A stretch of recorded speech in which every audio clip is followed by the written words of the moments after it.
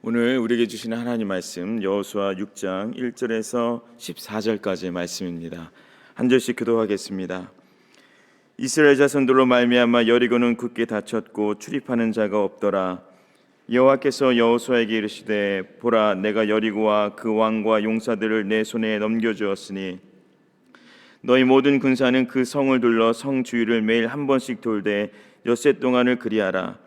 제사장 7은 7 양각 나팔을 잡고 언약궤 앞에서 나아갈 것이요 일곱째 날에는 그 성을 7번 돌며 제사장들은 나팔을 불 것이며 제사장들이 양각 나팔을 길게 불어 그 나팔 소리가 너희에게 들릴 때에는 백성은 다 큰 소리로 외쳐 부를 것이라. 그리하면 그 성벽에 무너져 내리리니 백성은 각기 앞으로 올라갈지니라 하시매, 눈의 아들 여호수아가 제사장들을 불러 그들에게 이르되 너희는 언약궤를 메고 제사장 7은 양각 나팔 7을 잡고 여호와의 궤 앞에서 나아가라 하고, 또 백성에게 이르되 나아가서 그 성을 돌되 무장한 자들이 여호와의 궤 앞에서 나아갈지니라 하니라. 여호수아가 백성에게 이르기를 마침에 제사장 7은 양각 나팔 7을 잡고 여호와 앞에서 나아가며 나팔을 불고 여호와의 언약궤는 그 뒤를 따르며 그 무장한 자들은 나팔 부는 제사장들 앞에서 행진하며 후군은 궤 뒤를 따르고 제사장들은 나팔을 불며 행진하더라.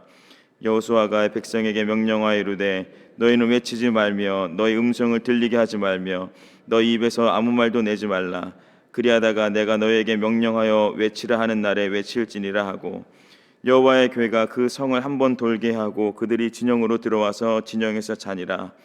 또 여호수아가 아침에 일찍 일어나니 제사장들이 여호와의 궤를 메고 제사장 7은 양각 나팔 7을 잡고 여호와의 궤 앞에서 계속 행진하며 나팔을 불고 무장한 자들은 그 앞에 행진하며 후군은 여호와의 궤 뒤를 따르고 제사장들은 나팔을 불며 행진하니라. 그 둘째 날에도 그 성을 한번 돌고 진영으로 돌아오니라. 엿새 동안을 이같이 행하니라. 아멘. 오늘 본문의 말씀은 우리에게 많이 익숙한 성경의 이야기, 그 중에 하나인 여리고성 함락의 사건을 다루고 있습니다. 이 사건은 꽤나 박진감 있게 기록이 되어 있는데요. 여러분이 여리고성 함락이라는 그 단어를 들었을 때 어떤 장면이 떠오르시나요? 제사장들이 양각 나팔을 잡고 일제히 그 나팔을 부르는 장면, 이스라엘 백성이 일제히 또 소리를 외쳤을 때 그 여리고성이 함락되는 그런 장면을 떠올리실 수 있게 될 겁니다. 하나님이 개입하신 전쟁이라고밖에 표현할 수 없을 정도로 인간의 상식을 뛰어넘는 방법으로 전쟁이 치러집니다. 여리고성을 점령하는 사건이 아주 극적인 반전을 다루고 있기 때문에 주일학교 아이들에게도 이 이야기는 아주 유명한 성경의 대표적인 이야기로 빠지지 않기도 합니다. 근데 오늘 본문 말씀을 살펴보면 성경은 여호와 하나님을 중심으로 역사적인 관점에서 이 사건을 아주 진지하게 다루고 있다라는 사실을 발견하게 됩니다. 오늘 말씀을 통해서 수천 년 전에 존재했던 그 난공불락의 성읍이 무너졌던 그 사건, 그것이 오늘 우리에게 어떠한 의미가 있는지 살펴보기 원합니다. 여리고성 전쟁이 일어난 이 사건이 언제쯤일까요? 열왕기서 6장에 보면 출애굽부터 이제 성전 프로젝트가 시작되는 때를 이제 솔로몬 4년이라고 하는데, 이때를 480년으로 계산을 합니다. 이 계산법에 따르면요, 솔로몬 4년은 주전 967년에 해당을 하기 때문에 출애굽한 시기는 주전 15년 정도로 추정이 가능합니다. 그래서 이 계산에 따르면 이스라엘 백성이 출애굽을 하고 요단을 건너서 이제 가나안 땅에 들어간 시기가 15세기, 주전 15세기, 적어도 주전 14세기 초에는 이루어질 것이다라고 추정을 합니다. 이 시기에 과연 전 세계적으로 어떤 일들이 일어난지를 살펴보면 여러 문화 속에서 청동기 도구를 사용하게 되었고, 고대 근동의 역사들이 새롭게 시작이 됐거나 아니면 소멸되는 일들이 반복이 됐습니다. 근데 이 시기에 다뤄진 전쟁들의 이제 기록에서 발견되는 공통적인 요소가 있었는데, 그게 뭐냐면 사람들이 신이 자기를 대신해서 전쟁에 임하고 전쟁에서 싸움을 한다라는 믿음을 가지고 있었습니다. 그래서 전쟁을 준비하는 거나 전쟁을 수행하는 거나 그리고 전쟁을 다 마치고 나서의 의식, 그리고 요구 사항들을 잘 살펴보면 그들의 믿음이 이제 전반적으로 이제 표현이 된 것을 확인을 할 수가 있습니다. 그리고 고대 근동의 전쟁은요, 신과 연결된 활동으로 이해했기 때문에 아주 거룩한 활동으로 이해를 했습니다. 그래서 사람들이 전투에 참여하기 전에는 자신들의 몸을 깨끗이 하거나 아니면 자신들의 영적인 상태를 거룩하게 하는, 순결케 하는 의식을 반드시 치르고 난 후에 이제 전쟁에 참여하게 됐던 것이죠. 전쟁 후에도 전리품을 처리하는 과정에서 이것이 단순히 자신들의 이익을 다루는 게 아니라 신에게 바치는 행위로 이해하기도 했습니다. 이 내용을 왜 말씀드리냐면, 오늘 본문뿐만 아니라 우리가 앞으로 살펴보게 될 여호수아에서 기록된 이 전쟁 패턴도 이러한 문화 속에서 밀접하게 연관되어 있다는 것입니다. 그리고 이러한 내용들은요, 성경의 기록이 고대 근동의 역사를 잘 반영하고 있다는 것을 나타나고 있습니다. 근데 오늘 본문은 여기서 더 나아가서 이러한 역사적인 배경 속에서 어떻게 여호와 하나님을 중심으로 전쟁이 전개되었는가, 이것을 우리에게 보여주고 있습니다. 여호수아 6장 1절과 2절의 말씀입니다. 이스라엘 자손들로 말미암아 여리고는 굳게 닫혔고 출입하는 자가 없더라. 여호와께서 여호수아에게 이르시되, 보라, 내가 여리고와 그 왕과 용사들을 내 손에 넘겨 주었으니. 아멘. 상당히 대조적인 표현이 등장하죠. 여리고성은 굳게 닫혔습니다. 이스라엘 군대로 인해서 사람들이 출입하지 않는 거죠. 모든 빗장을 걸어둔 겁니다. 근데 하나님께서 여호수아에게 주신 말씀이 무엇이냐면, 내가 여리고와 그 왕과 용사들을 내 손에 넘겨주었다. 난 굳게 닫힌 성문과 상관없이, 사람들이 출입할 수 없을 정도로 아주 완벽하게 준비되어 있는, 닫혀 있는 성문과 상관없이 하나님이 현재 완료의 시제로 그 손에 주셨다는 말씀을 하는 거죠. 이 약속을 주신 하나님께서 전쟁에 관한 지침을 내리시고 여호수아에게 명령을 내리시는데 8절과 9절의 말씀이 이렇게 되어 있습니다. 같이 한번 읽겠습니다. 여호수아가 백성에게 이르기를 마침에 제사장 7은 양각 나팔 7을 잡고 여호와 앞에서 나아가며 나팔을 불고, 여호와의 언약궤는 그 뒤를 따르며 그 무장한 자들은 나팔 부는 제사장들 앞에서 행진하며 후구는 궤 뒤를 따르고 제사장들은 나팔을 불며 행진하더라. 머릿속에 이 장면이 이제 그려지시죠? 제일 앞에는 이제 무장한 군사들이 이제 행진합니다. 배치가 되는 거죠. 그리고 그 뒤에 제사장들이 7명이 언약궤 앞에서 양각 나팔 7개를 잡고 각각 잡고 서 있는 겁니다. 그리고 다른 제사장들이 언약궤를 이제 메고 있었겠죠. 그리고 그 뒤에 다른 군사들이 그들을 호위하고 있는 모습입니다. 이 대응을 가지고 이제 여리고성을 이렇게 도는 건데, 지금 여리고성은 성경에 기록된 대로 굳게 닫혀 있습니다. 그곳을 출입하는 사람도 하나 없다고 했습니다. 그러니까 사람들이 얼씬도 하지 않고 있는 이 상황 속에서 이스라엘 군대가 언약궤와 함께 여리고성을 도는 겁니다. 걷는 거죠. 이 행렬의 마침이 어땠는가? 이제 11절에 이렇게 됩니다.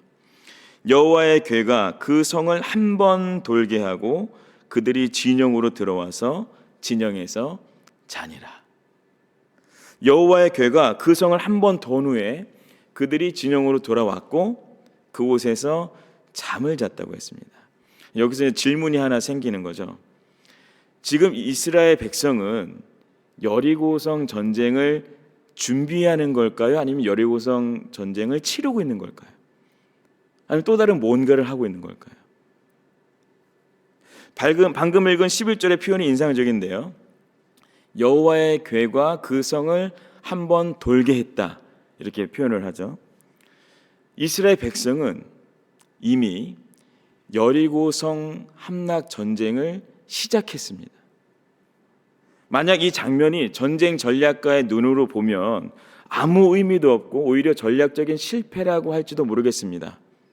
그저 성 한 바퀴를 돌고 다시 진영으로 돌아와서 잠을 잤다고 표현을 하잖아요.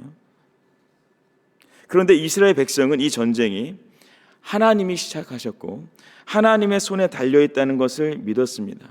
자, 그렇다면 그들의 믿음이 무엇으로 증명되었는가? 여호와의 궤를 들고 성을 도는 겁니다. 하루에 한 바퀴씩요. 자, 뭔가를 더 해보는 게 아닙니다. 딱 하루에 한 바퀴씩입니다. 하나님이 명령하신 말씀대로, 하나님이 정하신 방법대로, 하나님의 뜻을 벗어나지 않고 전쟁에 임하는 겁니다. 물론 그들에게도 쉽지 않은 도전이 있었을 겁니다. 10절의 말씀에서 충분히 짐작이 되는데요. 여호수아가 백성에게 명령하여 이르되 너희는 외치지 말며 너희 음성을 들리게 하지 말며 너희 입에서 아무 말도 내지 말라. 그리하다가 내가 너희에게 명령하여 외치라 하는 날에 외칠지니라 하고. 분명 제사장들은 나팔을 불었다고 했습니다. 나팔 소리와 대조되는 침묵이 그들에게 요구됐습니다. 그들의 입에서 아무 소리 내지 말고 매일 한 바퀴씩 엿새 동안 같은 경로로 같은 속도로 걸어야 했습니다. 첫날에는 이것을 한번 마친 다음에 무언가 해냈다는 생각이 들 수 있겠죠. 둘째 날, 셋째 날 무언가 이루어지고 있다고 여겨졌을 겁니다. 그런데 넷째 날이 됐는데도 아무 일도 일어나지 않습니다. 하나님께서 여호수아에게 분명 약속을 주셨다고 했는데 그 여리고성의 왕과 그 군사들과 모든 것을 넘겨주셨다고 했는데 그 약속의 성취될 기미가 전혀 보이지 않는 겁니다. 자, 그런데도 그들은 그들의 방법을 추가하지 않았습니다. 하나님이 주신 그 방법을 바꾸지 않았습니다. 광야 40년을 버텨낸 선조들의 역사 얼마나 대단합니까? 범람하는 요단강을 건넌 지가 지금 불과 얼마 안 되잖아요. 그러면 자신들의 경험을 한 번 더 뭔가 힘써 볼 만한데 그들의 경험을 신뢰하지 않았습니다. 그저 하루에 한 바퀴씩 침묵 속에서 여리고성을 돌았습니다. 언약궤를 메고요. 결국 오늘 본문의 말씀은요, 결말이 공개되지 않은 채로 이제 매듭을 짓습니다. 여호수아 6장 14절의 말씀인데 그 둘째 날에도 그 성을 한번 돌고 진영으로 돌아오니라 엿새 동안을 이같이 행하니라. 아멘. 엿새 동안 그들에게 주어진 말씀에 순종하여서 전쟁에 임합니다. 바꿔 말하면 지금 당장 그들의 눈에는 아무런 신호도 확인되지 않지만 결국 그들에게 보장된 승리를 준비하고 있습니다. 여호와 하나님을 중심으로 전쟁을 치르는 이 성경의 이야기가 오늘 우리에게 어떤 의미가 있을까요? 어떤 도전으로 여겨질까요? 이스라엘 백성은 여호와 하나님이 택하신 전투의 방법에 순종함으로써 하나님을 높여드렸습니다. 하나님의 이름을 높인다는 명분하에 자신들의 판단과 방법대로 전투를 치른 게 아닙니다. 승리를 주시는 하나님을 신뢰했기 때문에 그들의 판단과 방법을 넘어서서 하나님의 방법을 따랐습니다. 오늘 우리가 일상에서 맞이하는 순종의 도전이 단순히 승리의 결과를 맞이하기 위한 필요 조건으로 여기고 있지는 않은지 생각해 봐야 합니다. 그저 내가 이것을 순종하면 하나님이 승리케 하실 거다라는 필요 충분 조건 속에서 우리가 하나님의 말씀을 따르는지, 아니면 승리케 하실 그 하나님을 향한 순전한 신뢰의 고백으로 내가 순종의 삶을 살아내려 하는지 돌아봐야 하는 것이죠. 두 번째로, 엿새 동안 동일하게 진행된 걸음과 지켜진 침묵은 그들에게 인내를 요구했습니다. 기다림을 필요로 했습니다. 그러나 그 인내는 내가 더 뭔가를 더 잘할 수 있는데 좀 참아보자 라는 인내가 아니었습니다. 하나님의 생각과 길은 내 생각과 길보다 비교할 수 없게 높고 다르다는 것을 인정하기 때문에 가능한 인내였습니다. 오늘 우리에게 인내를 요구하는 삶의 현장이 분명히 있을 터인데 그 인내의 자리가 하나님의 생각과 길이 드러나기를 기다리는 심정으로, 그것을 사모하고 보기 원하는 마음으로 우리가 인내하고 있는지 돌아봐야 하겠습니다. 말씀을 맺습니다. 전쟁을 준비할 때 이스라엘 군대의 지휘관은 여호와 하나님이시기 때문에 모든 전쟁 준비는 하나님의 말씀에 따라 이루어져야 했습니다. 그래서 전쟁의 시작은 반드시 하나님의 말씀으로부터 시작됩니다. 하나님께서 여호수아에게 그 성읍을 주셨기 때문에, 약속하셨고 말씀하셨기 때문에 시작된 거죠.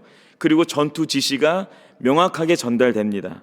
이래도 되고 저래도 되는 것이 아니라 하나님이 주신 방법대로 임하는 겁니다. 하나님이 원하시는 뜻대로 하는 겁니다. 하나님이 기뻐하시는 그 방향을 놓치지 않고 끝까지 고수하는 겁니다. 전쟁이 끝나기 전까지. 또한 전쟁에 참여하는 군사들은 하나님의 언약에 동참하는 것이기 때문에 반드시 그 말씀에 따라 전투해야 했습니다. 전쟁의 승인을 한 분이 하나님이시고 하나님이 싸우시기 때문에 전투의 방법도 하나님이 허락하신 것을 따르는 거죠. 이러한 흐름에서 이스라엘 백성은 그들이 신뢰해야 하는 대상은 말이나 병거가 아니라 하나님의 이름에 있다는 것을 깨닫고 고백하게 됩니다. 시편 20편 7절에 이런 말씀이 있습니다. 어떤 사람은 병거, 어떤 사람은 말을 의지하나 우리는 우리 하나님의 이름을, 우리 여호와 우리 하나님의 이름을 자랑할지로다. 오늘 이 하루의 삶 가운데 비록 여리고성과도 같이 굳게 닫히고 사람이 왕래할 수 없을 정도로 완벽하게 준비 태세가 이루어진, 우리가 결코 넘어설 수 없고 들어갈 수 없는 삶의 자리를 맞이할 수 있습니다. 그러나 그 도전 속에서 하나님이 우리에게 주신 약속의 말씀을 붙들며 그 전쟁을 시작하신 분이 하나님이시고 그 전쟁에 임하시는 분도 하나님이시고 그 전쟁을 승리케 하실 분도 하나님이라는 그 신뢰 속에서 하나님이 원하시고 기뻐하시고 그리고 우리에게 뜻하신 그 길을 놓치지 않고 순종함으로 나아가는, 그래서 침묵이 있더라도 동일한 걸음이 우리에게 주어지더라도 기쁨으로 맞이하고 결국에 승리하는 저와 여러분이 되시길 주님의 이름으로 축복합니다. 함께 기도하기 원합니다.